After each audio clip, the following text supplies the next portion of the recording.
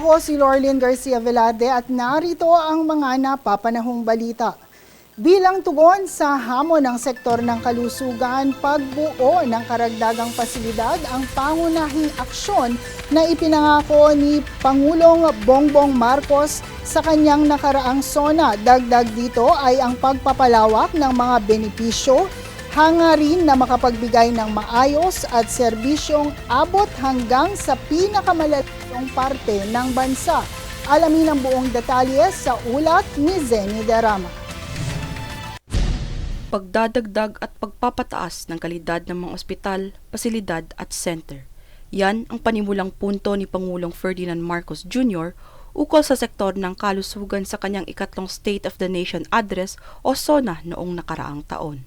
Sa mga lugar na hindi aktibo o kulang ang mga kagamitan o personnel na nakatalaga sa Rural Health Units o RHU, madalas na nagiging takbuhan ng mga kapos ang pampublikong ospital kahit pa ito'y puno at masikip. Kung kaya't isa sa mga target ng Pangulo ay ang patuloy na paggawa at pagmodernisa sa mga ospital. Kasama ang Department of Health o DOH, binuksan sa publiko ang bagong Urgent Care and Ambulatory Service o bukas centers sa iba't ibang lugar sa bansa. Itinatag ang bukas centers na may layong mabawasan ng overcrowding sa mga pampublikong ospital. Ilan sa mga serbisyo nito ay ang pagbibigay ng karampatang pangangalaga sa medikal, dental at mga kondisyong hindi nangangailangan ng admission sa ospital para sa mga populasyon na kulang sa serbisyo, partikular sa mga mahihirap. Dahil sa patuloy na problema ng overcrowding, bukod sa bukas centers ay isinusulong din ng Presidente ang pagpapatayo ng super health centers.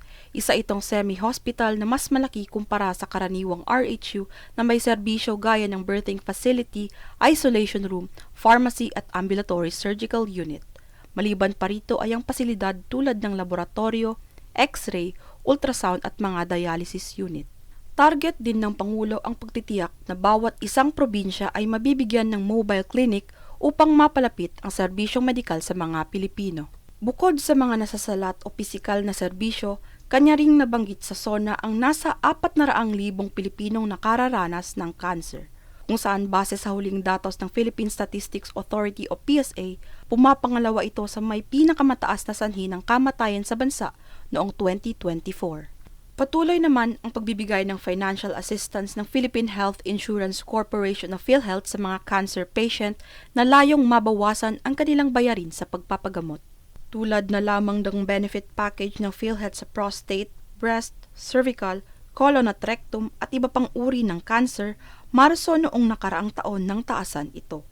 Sakop nito ang stage 1 hanggang 4 para sa diagnostics, surgery, chemotherapy, hormonotherapy, iba pang klase ng therapies, pati na rin ang post-treatment surveillance. Samantala, sa patuloy na pagdami ng kaso ng may kidney failure kada taon, patuloy rin ang pagpapalawak ng PhilHealth ng saklaw ng benepisyong maaaring makuha ng pasyente. Kabilang dito ang hemodialysis, peritoneal dialysis at kidney transplant. Sa kabuuan, ang mga inisyatibong nabanggit ay nagpapakita ng hangarin ng Pangulo na mapabuti ang sektor ng kalusugan sa bansa. Gayunpaman, mahalagang bantayan kung naisasakatuparan ba ang mga plano, nabibigyan ba ng sapat at tamang serbisyo ang publiko at kung tunay bang umaabot ito sa mga Pilipinong tunay na nangangailangan. Zenny Derrama, nag-uulat para sa Golden Nation Network. Sa ikatlong State of the Nation Address ni Pangulong Ferdinand Marcos Jr., kanyang tiniyak na mas pagtutuunan ng pansin ang seguridad sa pagkain. Kung ito nga ba ay natugunan ng Administrasyong Marcos sa loob ng isang taon, tunghayan natin to sa ulat mula kay Reyabel Medina. Sa huling SONA ni Pangulong Ferdinand Bongbong Marcos Jr. taong 2024, kanyang diniklara at pinangako ang kasiguraduhan ng food security at mas mapababa pa ang mga presyo ng mga bilihin.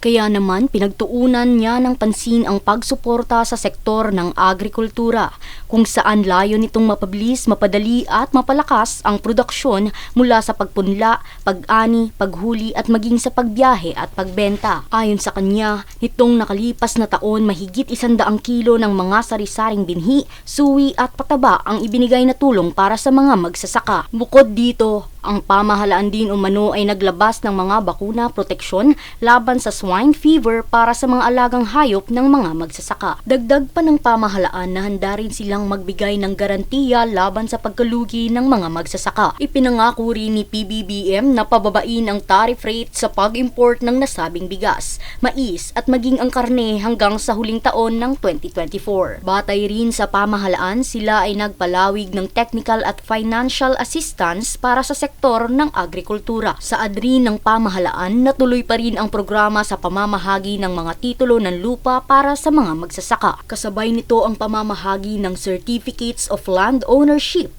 at Certificates of Condonation na layong ipawalang bisa ang mahigit 57 bilyong pisong utang sa 600,000 benepisyaryo. Sa adrin ng Pangulo na patuloy ang pagkukumpuni ng mga irigasyon sa bansa. Sa kasalukuyan, natapos ngayong taon ang 1,200 kilometrong farm-to-farm market road. Nung nakaraang taon din umano, ayon kay PBBM, nagsupply sila ng patubig sa halos 45,000 ektarya sa mga bagong lupain. Tulad na lamang ng mga natapos na proyekto na Malitubog Maridagaw Irrigation Project na umabot ng 10,000 ektarya. Sa pamamagitan nito, naisakatuparan ang pagbaba ng presyo ng mga pagkain, partikular na ang mataas na presyo ng bigas, kung saan nakatulong ang paggamit ng teknolohiya at paglaan ng malaking budget sa patubig. Bukod dito, papalawakin at gagawin din umanong permanente ang Kadiwa Store sa bansa para may akses ang mga Pilipino sa abot kayang presyo ng mga bilihin. Sa kabilang bahagi naman sa usaping pangingisda,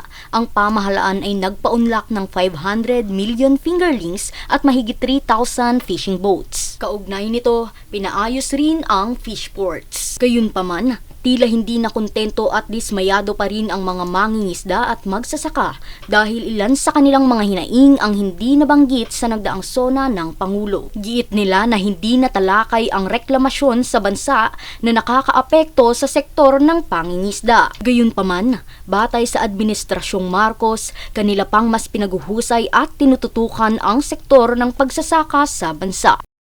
Rhea Bel Medina, nag-uulat para sa Golden Nation Network.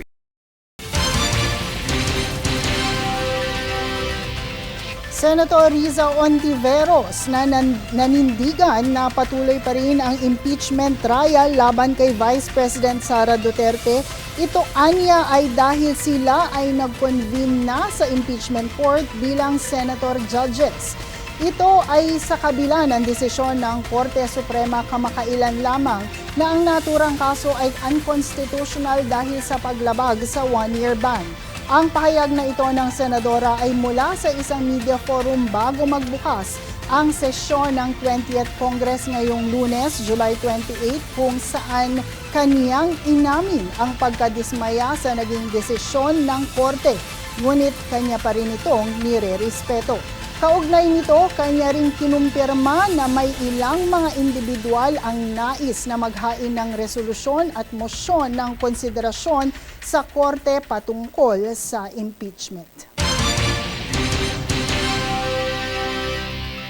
At kami po ang boses ng pagbabago. Ako si Lorlyn Garcia Velarde at ito ang News Force.